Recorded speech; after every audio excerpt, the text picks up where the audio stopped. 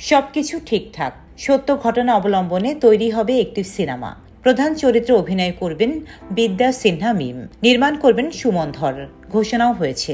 অপেক্ষা শুধু শুটিংয়ের। এরই মধ্যে তৎকালীন ডিবি প্রধান মোহাম্মদ হারুন রশিদ ওরফে ডিবি হারুন নাক গলান, জানান এই গল্পে সিনেমা নির্মাণ করা যাবে না। ডিবি হারুনের এমন সিদ্ধান্তের মধ্যস্থতায় ছিলেন নায়ক জায়েদ খান, যা এখন ক্রমশ প্রকাশ্যে। ঘটনাটি 1995 সালের 23 আগস্ট রাতের। একটি সত্য ঘটনা অবলম্বনে সিনেমা তৈরির কাজ শুরু করেছিলেন নির্মাতা সুমন ধর। দেশের ইতিহাসের জঘন্যতম বর্বরোচিত ঘটনা ছিল সেটি। দিনাজপুরের কয়েকজন বিপথগামী পুলিশ সদস্য 14 বছর বয়সী কিশোরী ইয়াসমিনকে ধর্ষণ ও হত্যা করে। এ মর্মস্পর্শী ঘটনা অবলম্বনে আমি ইয়াসমিন বলছি নামের ছবিটি নির্মাণের কথা ছিল।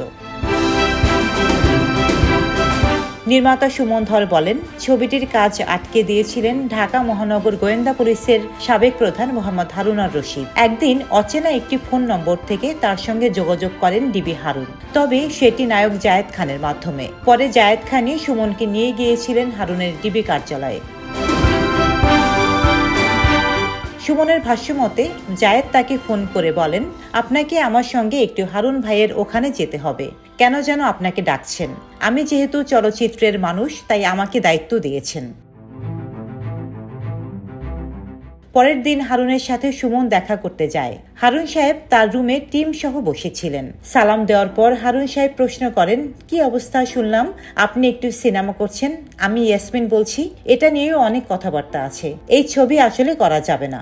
আমাদের এখানে বড় বড় আরো শক্তিশালী গল্প আছে, ওগুলো আপনাকে দেই, সেখান থেকে করেন। ডিবি হারুনের প্রস্তাবে নির্মাতা সুমন ধর রাজি না হওয়ায় নায়িকা মিমকেও ফোন করেন ডিবি হারুন। নায়িকা মিমকে সিনেমাটি করতে নিষেধ করেন।